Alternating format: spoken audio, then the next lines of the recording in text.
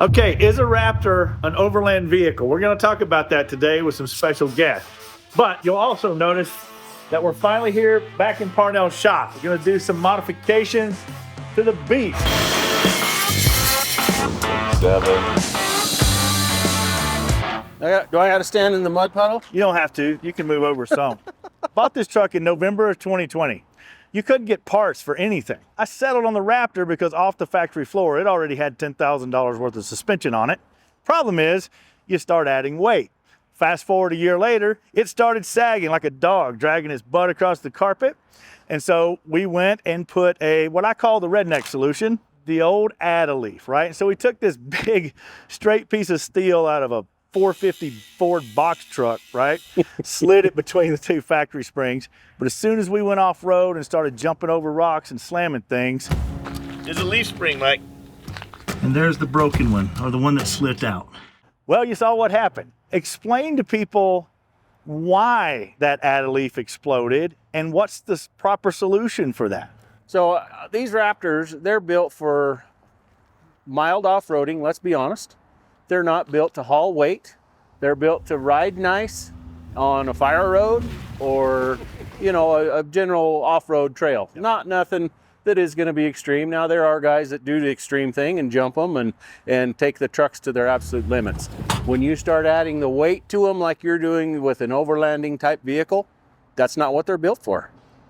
The weight actually is going to make the springs collapse, bend, and break. Which is kind of why mine was sagging. Yep. And we were trying to find a solution for it. Yep, exactly. So the way we fix this is we got the appropriate weights for the vehicle. Which was 4,000 pounds on the back. Exactly.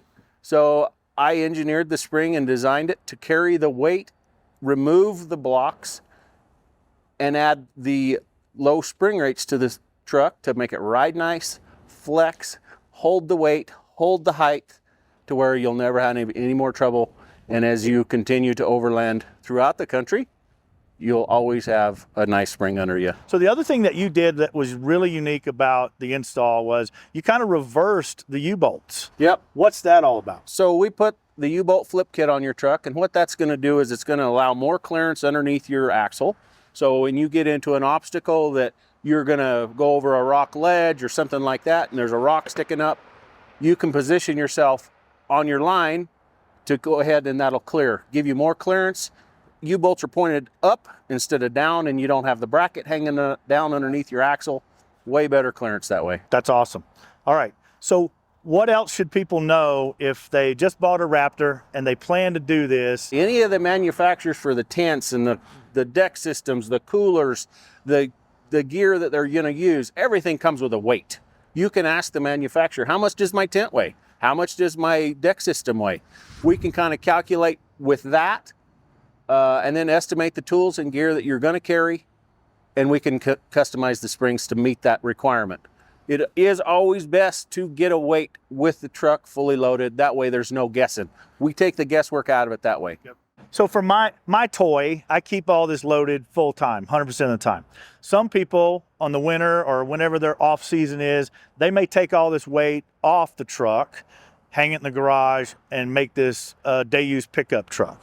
How do the leaves impact that? So what we want to do is build the springs to what you're going to be carrying 75% of the time.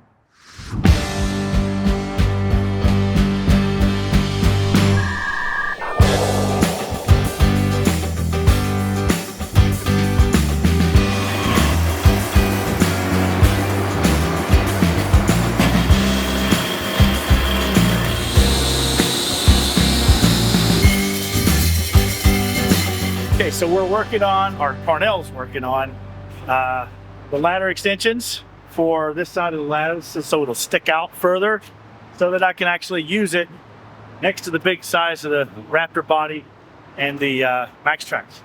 On the flip side of that, we're going to do the 280-degree awning install. So we are fabricating out of the original brackets a different style bracket to lift it up on and mount it to the roof nest, as well as get it up over my pantry box. We basically cut and re-welded the original bracket backwards to get to what we're getting here. Now that's tack welded, it's not permanent yet. So That's what we're doing right now. And then, yeah, that's gonna be good to go.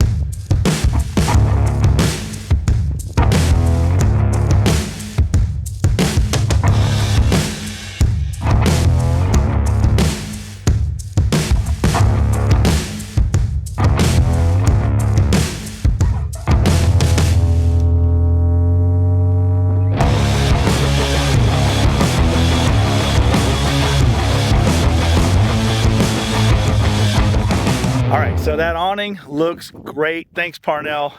So is the Ford Raptor an overland vehicle? Well, yes, of course. Just like a Jeep is an overland vehicle.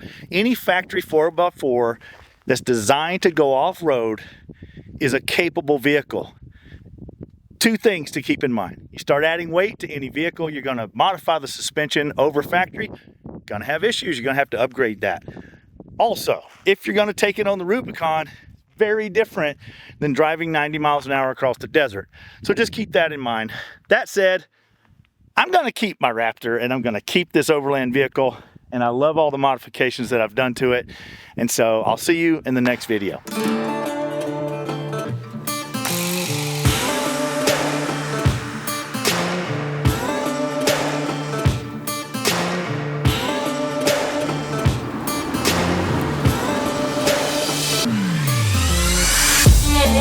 Yeah.